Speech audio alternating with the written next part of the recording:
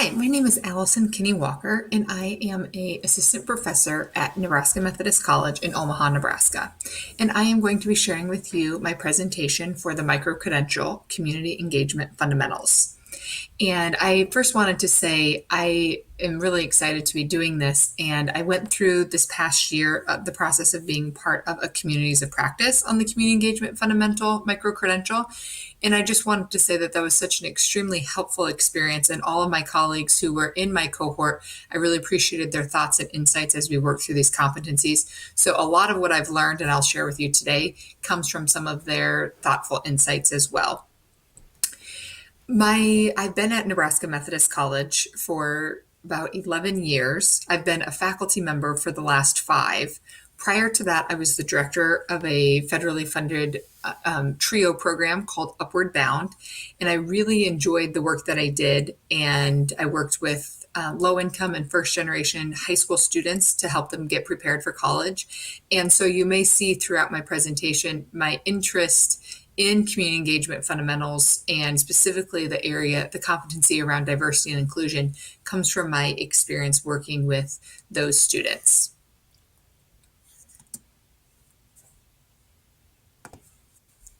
So we will jump into the 9 competencies that I'll be talking about today. And I should mention my position title is assistant professor, and I teach in our communications department, but I teach at a health sciences college. So we have a large nursing program, and then we have several associate degree programs in the health professions, which include ultrasound, x-ray, physical therapy assistant, surgical technologist, physical therapy assistant, as well as a few others. And we also have master's level and DNP doctoral programs in nursing. So I teach undergraduate students, and I teach them in several different communication courses. But part of my job when I was hired was really important to me, that I was going to get to continue to be engaged in the community because that's where I came from. And I have release time in my contract for service learning. And so I've been the service learning liaison at Nebraska Methodist College for the past 5 years. And in that role, I work with other faculty members who want to do service learning, as well as work with the community and other community organizations. And as part of that, I am the liaison for our regional campus compact, as well as our what we call the Metro Area Service Learning Coalition, which is other colleges and universities in the Omaha metro area. And so a lot of what I will be talking about today comes from my work as both as a professor who teaches service learning, but then also as, in addition, my administrative roles as service learning liaison. So the first competency is knowledge of various conceptualizations of community and a working definition of community engagement. I want to start with talking about various conceptualizations of community. And I think it's important because I think people come at this work thinking about community in a lot of different ways. For me, when I first was introduced to the idea of service learning and community engagement when I was in college, I was really thinking global, and I wanted to be sent to the poorest parts of the world and help those who were the most vulnerable, the most disenfranchised. And so I did get to travel to South America and all parts of the United States in different areas of both urban and rural poverty. And that's really what I thought. I thought of community in a very, very large sense. And I still think that's a really valuable way to envision community. And I think there are colleges and universities across the country who do some really great international work and domestic work in other parts of the country. But since being at Nebraska Methodist College, my idea of community has become much more localized. And now when I think about community, I'm thinking very specifically about Omaha, and even more specifically about Eastern Omaha. As many cities are, we are very segregated in Omaha, and the eastern part of our city is very poor, or is significantly poorer than the western part of the city, and it's also segregated by race. The northeastern part of our city is African American predominantly, and the southeastern part of our city is Latino, Hispanic predominantly. And so those, when I think about community, I'm thinking about specifically about those in those communities who are most vulnerable. In terms of the definition of community engagement, I think perhaps there's lots of great definitions out there, but the one that I like to use and at our institution we use is the Carnegie Community Engagement Classification definition.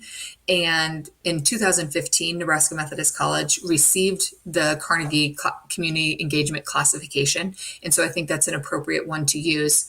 It states community engagement describes collaboration between institutions of higher education and their larger communities for the mutually beneficial exchange of knowledge and resources in a context of partnership and reciprocity. And I highlighted the words that I think are most important there because sometimes they get left out. And first is mutually beneficial.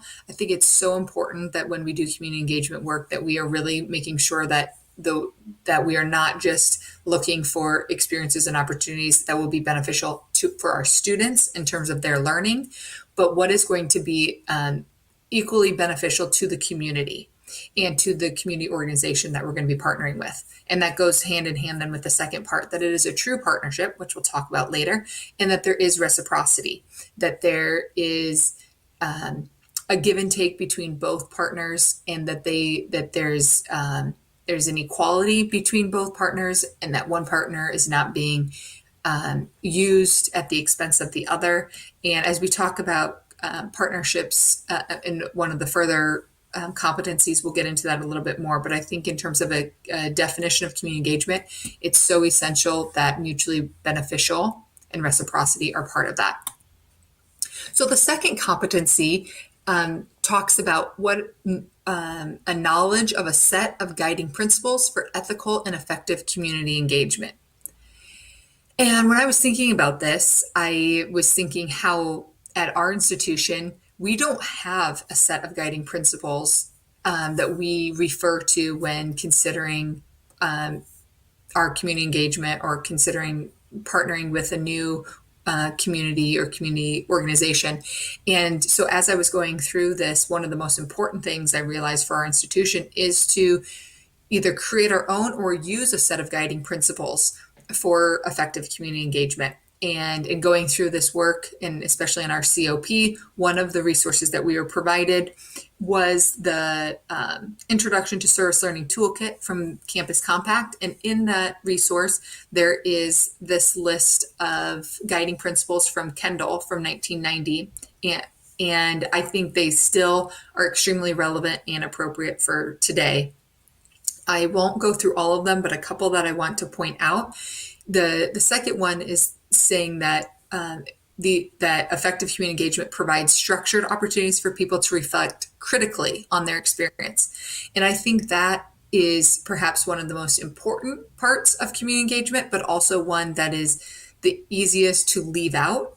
And especially in the rush in terms of academia, in terms of all the other things students are asked to do, required to do, assessments that need to be taken, often the critical reflection is left out. Perhaps there might be a time to debrief about the experience, but that critical reflection that asks students, why was this experience important and what are you going to do about it, is sometimes left out. And I think that's an essential piece for community engagement. The other one that I think is really important is that we allow for those with needs to define those needs. So the community organization or the community partner, to allow them to define and explain and articulate what their needs are, not the instructor or the college or university or department coming in and saying, here's what you need and here's how we can provide it for you. It is very patronizing and condescending and hurtful to the communities when we treat them in that way. And the movement over the past several decades or couple decades to move towards this asset-based or recognizing the assets that communities have, I think is really important. And one way we can do that is by allowing them to define their own needs, and then working hand in hand to how can we help address those needs, while also recognizing how the community has some built-in strengths and abilities to address those needs as well. The last one I want to mention is that the other one I want to mention is the participation with diverse populations. And I think that's especially important in Omaha, where we are pretty homogeneous in parts of our city, and our college population is very homogeneous. We have majority white female students. And so I think it's important that when we seek out opportunities for civic community engagement, that we are looking for opportunities to be in communication, conversation, connection with people from other backgrounds. I also wanted to share some other principles of effective community engagement that I came across that I think are also important, and these are from Nadine Cruz, and they're the corollary diversity principles that go hand in hand with the previous, or that go hand in hand with the principles from Kendall. There's two of them that I wanted to share. Number 3 states, a program committed to diversity recognizes that some people may not view themselves primarily in terms of need. Further, that the concept of need may be contested by those who view themselves as having borne the cost of historical legacies of colonialism, slavery, patriarchy, and other forms of subjugation and oppression. And I think that it goes back to what I said about the importance of letting those with needs define those needs, and not coming in as the savior or the person who's going to fix all their problems, and they're the ones that need us. Again, that's patronizing and condescending, and as I'll mention, it furthers this concept of white supremacy. And so understanding that is, I think, an important principle to be considering with in terms of community engagement. And the second one is talking about how a program committed to diversity makes sure that there's participation from all different types of people who could traditionally maybe be left out of community engagement projects or experiences. And I think about that from our student perspective, that we do have students we have a more non-traditional student population. So we have a lot of older students, and we have a lot of students who are single parents. And sometimes the opportunities that are presented are at times that leave them out and not being able to participate. And that's same with the community. That there are different community organizations or members of the community that may not be able to participate due to other constraints. And so being aware of those and making sure that we're doing the best we can to include all of the community. Competency number 3 is knowledge of different modes of public service and civic engagement.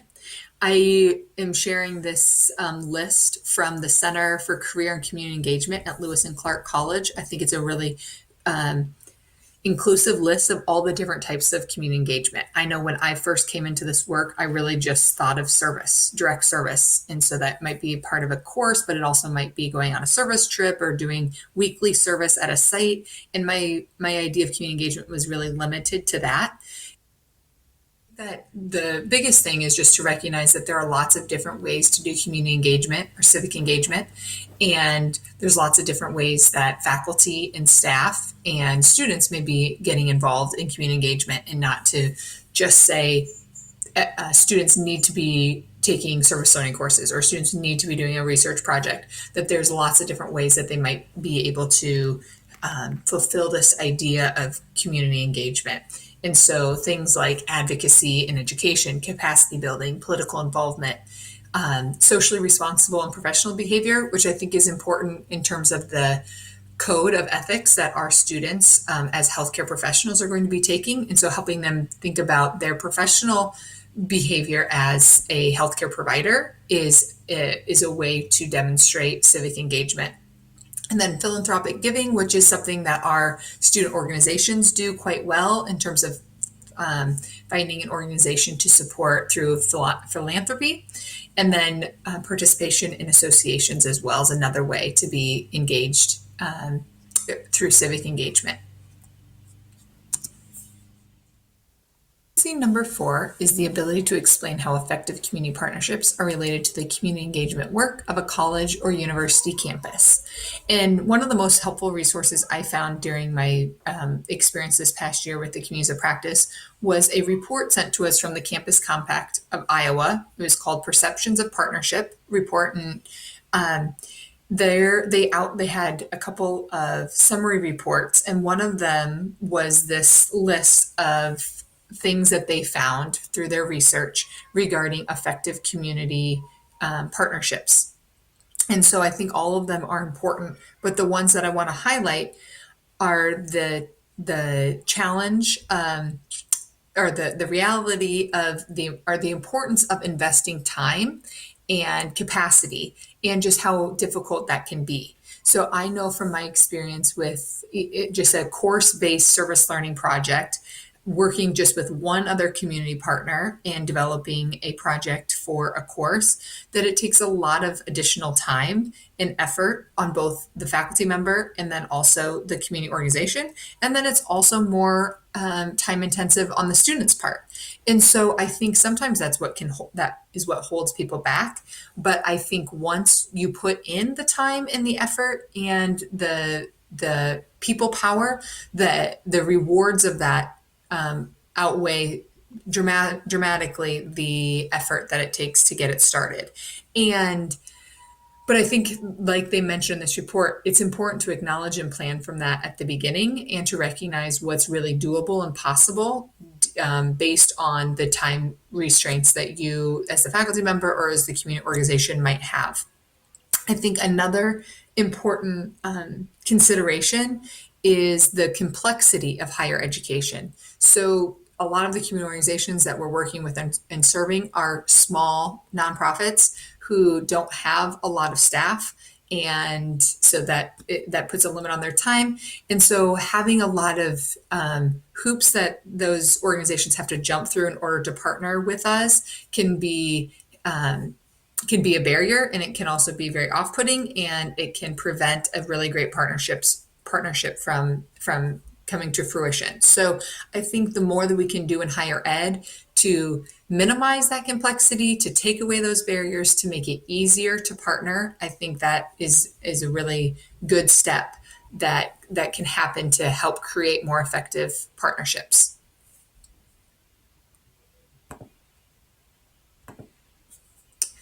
Competency number 5 is the ability to describe the nature of a strong community campus partnership. And so I want to spend a little bit more time here elaborating on that report that I shared in the previous slide. From that report, they came up with 6 recommendations in order to create a strong partnership. And I think these are really helpful guides for us in terms of considering creating a strong partnership. And the first I want to focus on is their first recommendation, which is focus on quality over quantity. I know, again, at our institution, we often are really excited about and promote the number of different community organizations we work with and the different projects that we have going on.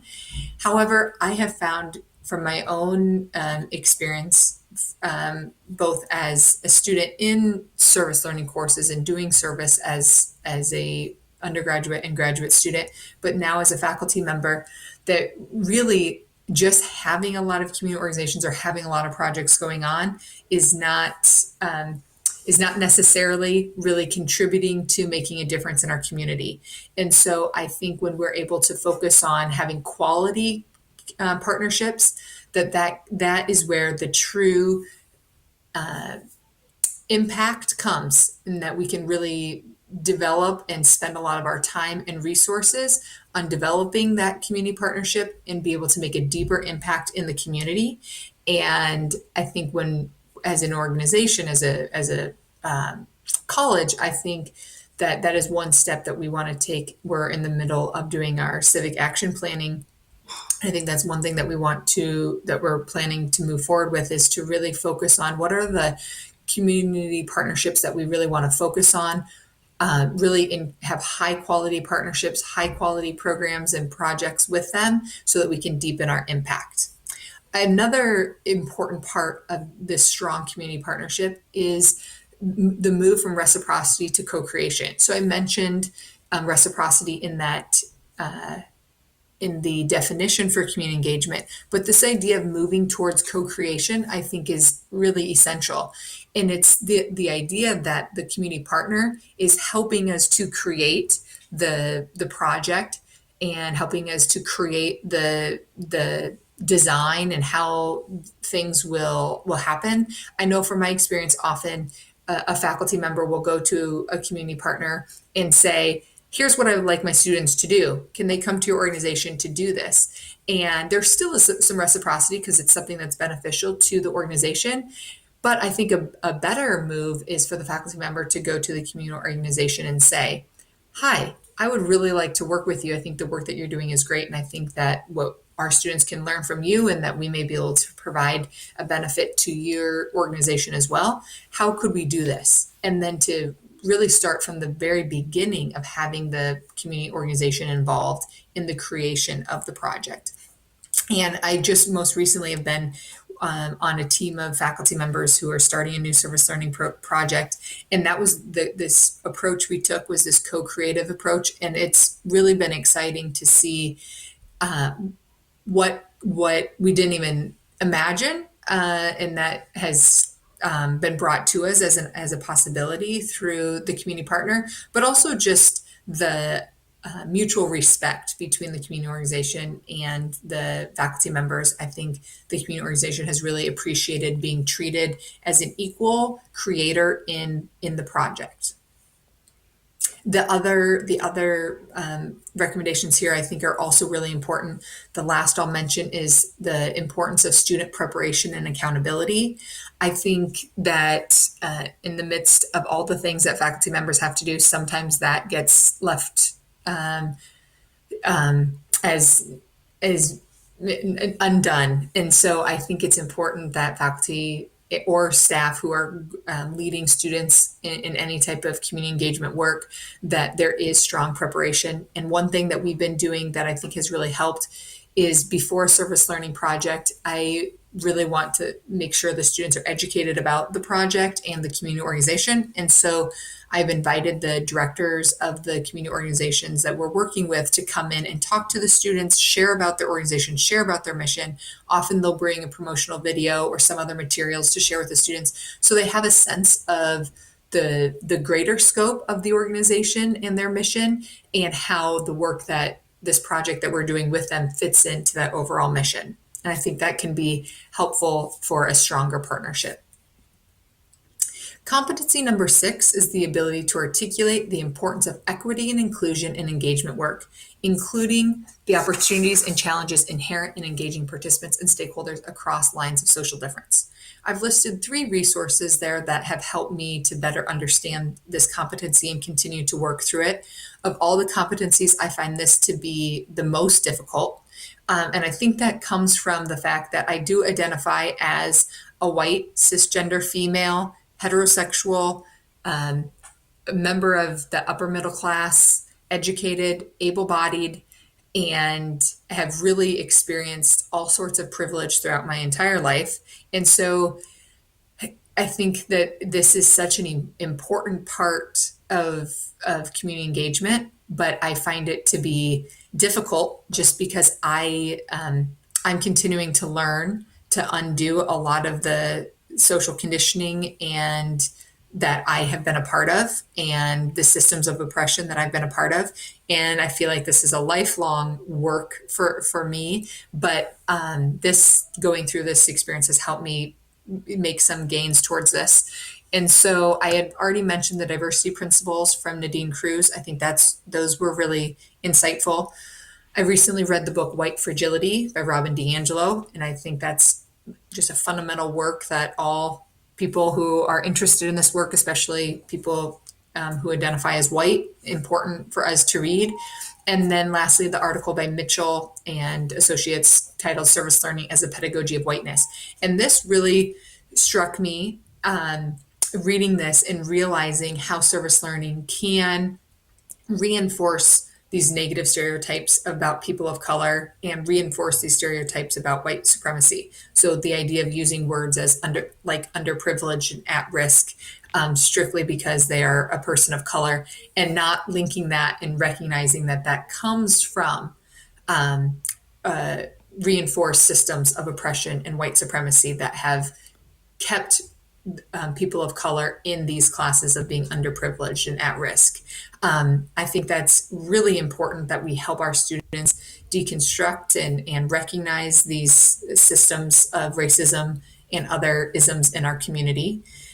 I also think the second quote, second part of that statement is important. And that's this idea that defining white middle class students as automatically and necessarily capable of serving reinforces white supremacy. So, this idea that just because you're a white student at a college or university, that you have the skills and the abilities to serve and to benefit underprivileged people in our community is, again, it reinforces this idea of white supremacy, this white savior idea that we are going to come in and help you, and we have the knowledge and resources and skills that you don't. And I think helping students think about this, reflect on this, is critical in terms of being able to move towards more equity and inclusion in our campuses and universities, in our community partnerships, and in our community. Competency number 7 is the ability to describe the roles of engaged faculty, staff, and students as an engaged campus, on an engaged campus, and the issues they face. So I've listed a few of the different roles that faculty and staff and students play on my campus and at many different types of college campuses across the country. So faculty, they are teaching service learning courses, they are leading. In our case, we have a lot of community clinicals. This is clinical coursework that is done in the community or at a community organization. We have faculty that are a part of community-based participatory research projects. We have faculty who lead service trips over breaks that are part of fall break, spring break, that are part of a course. We have staff who plan and facilitate service opportunities through co-curricular projects, through our student government, through other student organizations.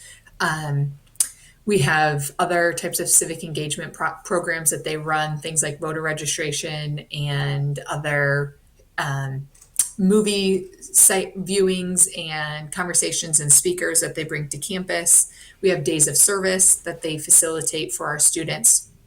And so that's ways that staff are engaged on our campus.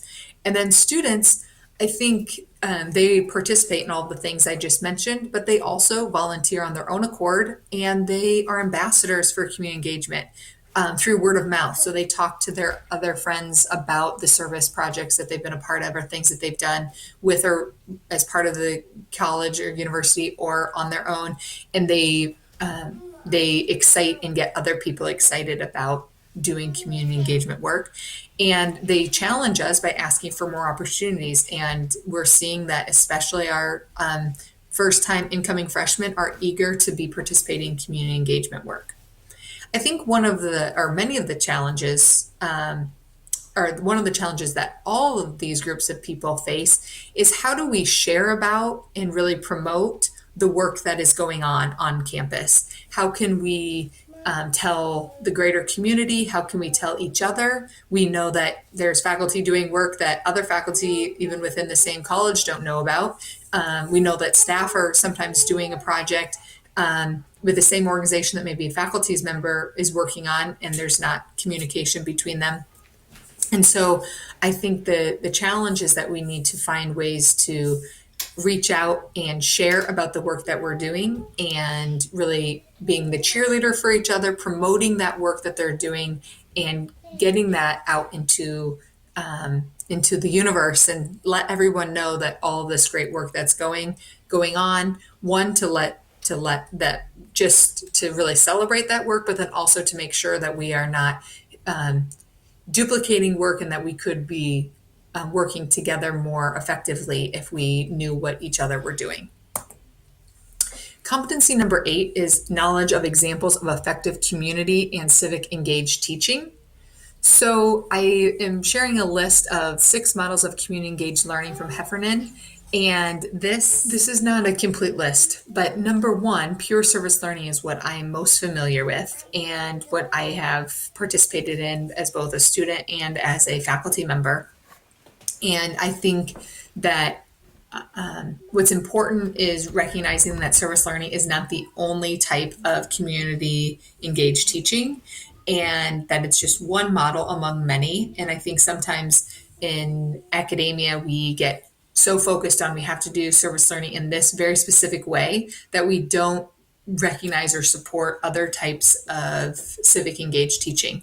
And so, one other way that we're doing service learn or a type of community engaged teaching is faculty that are in the health sciences, especially in nursing. They're doing a lot of community engaged teaching. It would fall, I think, under the discipline based service learning, but we are having our students learn about different types of nursing in the community through lots of community engagement work. And so I think that there's lots of ways that faculty can be involved in effective community and civic engaged teaching. The others mentioned here, problem-based service learning, capstone courses, service internships, are things that at our college and university we have not started, or we haven't explored those yet, but I think that they are very possible options for us to explore in the future. Number six goes, falls under this, but also then falls under the next slide too, about effective community and civic engaged research. But often faculty are doing undergraduate community-based action research as part of a course. And I think that's a great way to get students engaged. Our students at our college are very interested in being involved in research. One, because they know it's a great opportunity for them to be mentored by faculty. It's also a great opportunity if they want to continue their education, go into graduate school. And so we have a real desire among students to be involved in research. And so helping them to see how their being involved in research could be a part of community engagement by doing community-based action research, I think is an area for us to really develop at Nebraska Methodist College. The last competency, number 9, is knowledge of examples of effective community and civic engaged research. And this, it comes from a document from Clayton Hurd of Campus Compact titled Public Scholarship. And he lists 5 different types of civic engaged research. And what I'm most familiar with is community-based participatory research. I've been a lead investigator on one project and a co-investigator on a couple other community-based participatory research projects at Nebraska Methodist College. And I think that it is the most essential component of this is that the research is done with communities, not on communities. And again, just as mentioned with service learning projects and other types of partnerships, that the project is co-created with the community, and the faculty member doesn't come and say, I'm going to research you and your organization and your population that you serve, and this is how I'm going to do it. But really working together with the community partner to develop a research project that will be beneficial to the organization and to the community. And I think that that is a challenge again because it's time intensive and it takes a lot of effort on both the community organization and the faculty members' part, but the benefits of having a true community-based participatory research project outweighs the challenge of how it can be time intensive on the front end. There's lots of other great types of community and civic engaged research. We at Nebraska Methodist College have been involved in public interest scholarship. I myself have not been on that team, but I'm aware of the work that they're doing specifically on lead testing in Omaha.